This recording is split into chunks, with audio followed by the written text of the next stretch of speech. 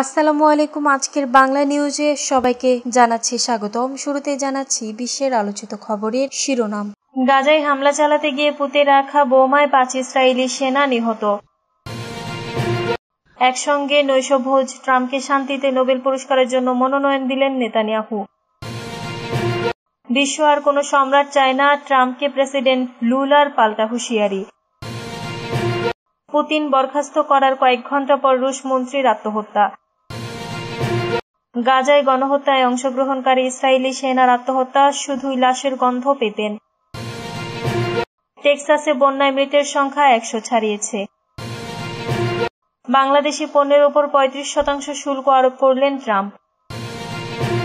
এতক্ষণ শুনছিলেন বিশ্ব আলোচিত খবরের সংবাদ শিরোনাম। এবার বিস্তারিত। আমাদের খবরটি যদি ভালো লেগে থাকে অবশ্যই লাইক, কমেন্ট, শেয়ার করতে ভুলবেন না। গাজায় হামলা চালাতে গিয়ে পুঁতে রাখা বোমায় 5 ইসরায়েলি সেনা নিহত। হামলা চালাতে গিয়ে উত্তর গাজার বেইত হানুনে রাস্তার ধারে পুঁতে রাখা বোমা বিস্ফোরণে 5 ইসরায়েলি সৈন্য নিহত এবং 14 জন আহত হয়েছেন। আহতদের মধ্যে 2 জনের অবস্থা আশঙ্কাজনক, খবর দ্য টাইমস অব ইসরায়েলের। ইসরায়েলি সামরিক বাহিনী জানিয়েছে সোমবার রাতে উত্তর গাজার বেইত হানুনে রাস্তার ধারে বোমার হামলায় 5 ইসরায়েলি সৈন্য নিহত এবং 14 জন আহত হয়েছে। নিহত 2 সৈন্যের নাম প্রকাশ করা হয়েছে, বাকিদের নাম পরে জানানো হবে। 2 জন সেনা হলেন স্টাফ সার্জেন্ট মেয়ার শিমন আমার ও সার্জেন্ট মোশে নিসিম ফ্রেজ। দুজনই জেরুজালেমের বাসিন্দা। তারা দুজনই কফির ব্রিগেডের নেচা ইয়েহুদা ব্যাটালিয়নের কর্মরত ছিলেন।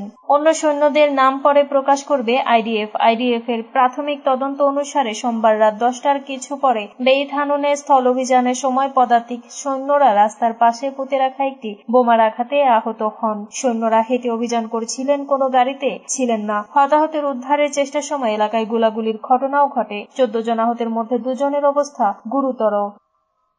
একসঙ্গে নৈশভোজ, ট্রাম্পকে শান্তিতে নোবেল পুরস্কারের জন্য মনোনয়ন দিলেন নেতানিয়াহু।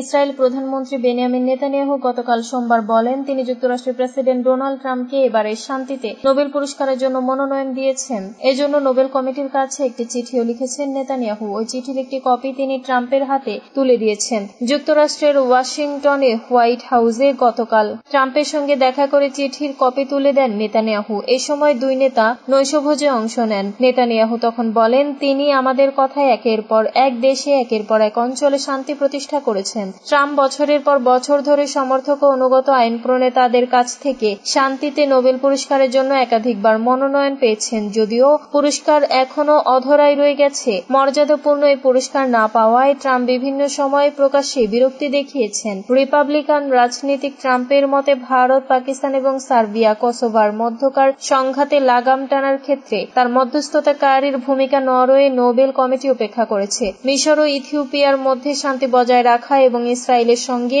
কয়েকটি আরব দেশের স্বাভাবিক সম্পর্ক করার জন্য সই করা আব্রাহাম চুক্তির মধ্যস্থতার জন্য কৃতিত্ব দাবি করেন ট্রাম্প। নির্বাচনী প্রচারের সময় থেকে নিজেকে একজন শান্তি প্রতিষ্ঠাকারী হিসেবে তুলে ধরেছিলেন ট্রাম্প। তিনি ইউক্রেন আর ফিলিস্তিনের গাজায় চলমান সর্বাত্মক যুদ্ধ বন্ধে নিজের আলোচনার দক্ষতা কাজে লাগানোর প্রতিশ্রুতি দিয়েছিলেন। ট্রাম্প গত জানুয়ারিতে দ্বিতীয় মেয়াদে হোয়াইট হাউসে প্রবেশ করেন।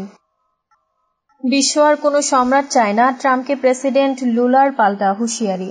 ব্রিক্সভুক্ত দেশগুলোর যুক্তরাষ্ট্র বিরোধী মার্কিন প্রেসিডেন্ট ডোনাল্ড ট্রাম্পের করা এমন অভিযোগ গতকাল সোমবার নাকচ করে দিয়েছেন উন্নয়নশীল দেশগুলোর এ জোটের নেতারা। ব্রিক্স শীর্ষ সম্মেলনে অংশ নিয়ে ব্রাজিলের president Luiz Inacio Lula da Silva তাকে উদ্দেশ্য করে সাফ জানিয়ে দেন বিশ্বের আর কোনো সম্রাটের প্রয়োজন নেই। এর আগে গত রোববার রাতে ট্রাম্প ব্রিক্স দেশগুলোর উপর বাড়তি শুল্ক আরোপের হুমকি দেন। তিনি বলেন যারা যুক্তরাষ্ট্র বিরোধী নীতি গ্রহণ করবে বলে মনে হবে তাদের বিরুদ্ধে প্রতিশোধমূলক শুল্ক বসানো হবে। এরপর গতকাল 14টি দেশের উপর নতুন শুল্ক আরোপের ঘোষণা দেন তিনি। তবে ট্রাম্প প্রশাসনের ঘনিষ্ঠ এক সূত্র জানিয়েছে প্রেসিডেন্ট হুমকি দিলেও আপাতত ব্রিক্স দেশগুলোর উপর 10% বাড়তি শুল্ক আরোপ করার পরিকল্পনা নেই। তবে কোনো দেশ যদি এমন কোনো নীতি নেয় যা ট্রাম্প প্রশাসনের চোখে বিরুদ্ধাচরণ বলে বিবেচিত হয় তাহলে ওই বাড়তি শুল্ক আরোপ করা হতে পারে। চলতি বছরের ফেব্রুয়ারিতে ট্রাম্প হুঁশিয়ারি দিয়ে বলেছিলেন ব্রিক্স যদি আন্তর্জাতিক বাণিজ্যে মার্কিন ডলারের ভূমিকা খর্ব করতে চায় তবে এই জোটকে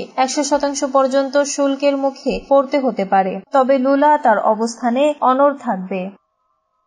পুতিন বরখাস্ত করার কয়েক ঘণ্টা পর রুশ মন্ত্রীর আত্মহত্যা। রাশিয়ার সাবেক যোগাযোগ মন্ত্রী রোমান স্তারোভিয়েতের মরদেহ উদ্ধার করা হয়েছে। আজ সোমবার রাজধানী মস্কোর উপকণ্ঠে একটি গাড়ির ভেতর তার মরদেহ পাওয়া যায়। এর কয়েক ঘণ্টা আগে স্তারোভোইতকে মন্ত্রিসভা থেকে বরখাস্ত করেছিলেন রুশ প্রেসিডেন্ট ভ্লাদিমির পুতিন। রাশিয়ার তদন্ত কর্মকর্তা বলেছেন সাবেক মন্ত্রী আত্মহত্যা করেছেন। রোমান স্তারোভিয়েতের বয়স হয়েছিল 53 বছর। 2024 সালের মে মাস থেকে তিনি যোগাযোগ মন্ত্রীর দায়িত্ব পালন করেছিলেন। এর আগে তিনি রাশিয়া ইউক্রেন সীমান্তবর্তী কুরস্ক অঞ্চলের গভর্নর ছিলেন। রাশিয়ার এই অঞ্চলের বেশ কিছুটা অংশ দখল করে নিয়েছিল ইউক্রেন। সম্প্রতি সেখানে ইউক্রেনের সেনাদের সঙ্গে রুশ সেনাদের তীব্র লড়াই হয়েছে। রাশিয়ার ইনভেস্টিগেটিভ কমিটি এক বিবৃতিতে বলেছে আজ ওদিনতোসোভো এলাকায় নিজের প্রাইভেট কারের ভেতর থেকে সাবেক যোগাযোগ মন্ত্রী রোমান স্তারোভোইতকের মরদেহ পাওয়া গেছে। তার শরীরের গুলির আঘাতের চিহ্ন ছিল। তিনি আত্মহত্যা করেছেন বলে ধারণা করা হচ্ছে। স্তারোভোইত আত্মহত্যা করেছেন বলে উল্লেখ করেছে রাশিয়ার রাষ্ট্রীয় সংবাদ মাধ্যম ও বার্তা সংস্থাগুলো। গাজা গণহত্যায় অংশগ্রহণকারী ইসরায়েলি সেনার আত্মহত্যা শুধু লাশেরই গন্ধ পেতেন। গাজা গণহত্যায় অংশগ্রহণকারী ইসরায়েলি সেনা ড্যানিয়েল আদ্রি আত্মহত্যা করেছেন। সোমবার এই তথ্য জানিয়েছে ইসরায়েলি সংবাদ মাধ্যম জেরুজালেম পোস্ট। পার্স টুডে এক প্রতিবেদনে জানিয়েছে লেবানন ও গাজায় নৃশংস হত্যাযজ্ঞে দীর্ঘ সময় ধরে অংশ নিয়েছিল 24 বছর বয়সী এই ড্যানিয়েল আদ্রি। আত্মহত্যার পর তার পরিবারের সদস্যরা সংবাদ মাধ্যমকে বলেছেন লেবানন ও গাজায় অভিযানের অংশ নেয়ায় তার মানসিক স্বাস্থ্যের ভয়াবহ অবনতি হয়। যুদ্ধক্ষেত্রের অবর্ণনীয় বেদনা, ভয়াবহ চিত্র ও কটু গন্ধ তাকে সারাক্ষণ তাড়িয়ে বেড়াচ্ছিল। মানুষ হত্যার ভয়াল সব চিত্র দেখে মানসিকভাবে অসুস্থ হয়ে পড়েন ড্যানিয়েল দীর্ঘদিনের ইসরায়েলের উত্তর ও দক্ষিণ সীমান্তে যুদ্ধে সহায়ক সেনা হিসেবে কাজ করেছে জানিয়ে তার মা সিগাল বলেছে, সে আমাকে জানায় তাকে অসংখ্য ভার এক জায়গা থেকে আরেক জায়গায় মরদেহ বহন করে নিতে হয়েছে। নিহতদের মধ্যে অসংখ্য আইডিএফ সেনাও ছিলেন। টেক্সাসে বন্যায় মৃতের সংখ্যা 100 ছাড়িয়েছে। যুক্তরাষ্ট্রের টেক্সাসে ভয়াবহ বন্যায় গতকাল সোমবার মৃতের সংখ্যা বেড়ে 100 ছাড়িয়েছে। উদ্ধারকারী ব্যক্তিরা পানির প্রবাহে ভেসে যাওয়া লোকজনকে উদ্ধারে চেষ্টা চালিয়ে যাচ্ছেন। গত শুক্রবার অঙ্গরাজ্যের স্যান অ্যান্টোনিও শহরে তুমুল বৃষ্টির কারণে গুয়াদেলুপ নদীর পানি বেড়ে বন্যা হয়। বন্যায় কের কাউন্টির নদীর তীরবর্তী গ্রীষ্মকালীন ক্যাম্প মিস্টিক প্লাবিত হয়। বন্যায় ক্যাম্পে অংশ নেওয়া অন্তত 27 জন মেয়ে ও তত্ত্বাবধায়ক মারা গেছে। আবহাওয়াবিদরা আরও বন্যা হতে পারে বলে সতর্ক করেছেন। মৃতের সংখ্যা আরো বাড়ার আশঙ্কা করা হচ্ছে।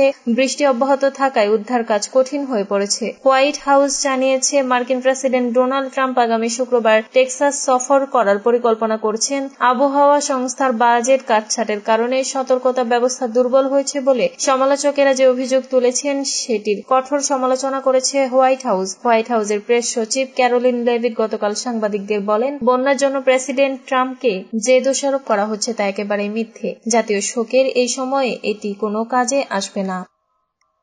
বাংলাদেশি পণ্যের উপর 35% শুল্ক আরোপ করলেন ট্রাম্প। 3 মাস ধরে আলোচনার পর বাংলাদেশ থেকে আমদানি করা পণ্যের উপর 35% শুল্ক নির্ধারণ করলেন মার্কিন প্রেসিডেন্ট ডোনাল্ড ট্রাম্প। গতকাল সোমবার নিজের সামাজিক যোগাযোগ মাধ্যম ট্রুথ সোশ্যালে ঘোষণা দিয়েছেন তিনি। গত 3 এপ্রিল বিশ্বের বিভিন্ন দেশের উপর পাল্টা শুল্ক আরোপ করেছিলেন ট্রাম্প। সে সময় বাংলাদেশি পণ্যের উপর 37% শুল্ক আরোপ করা হয়েছিল। এর আগে দেশটিতে বাংলাদেশি পণ্যের উপর গড়ে 15% করে শুল্ক ছিল।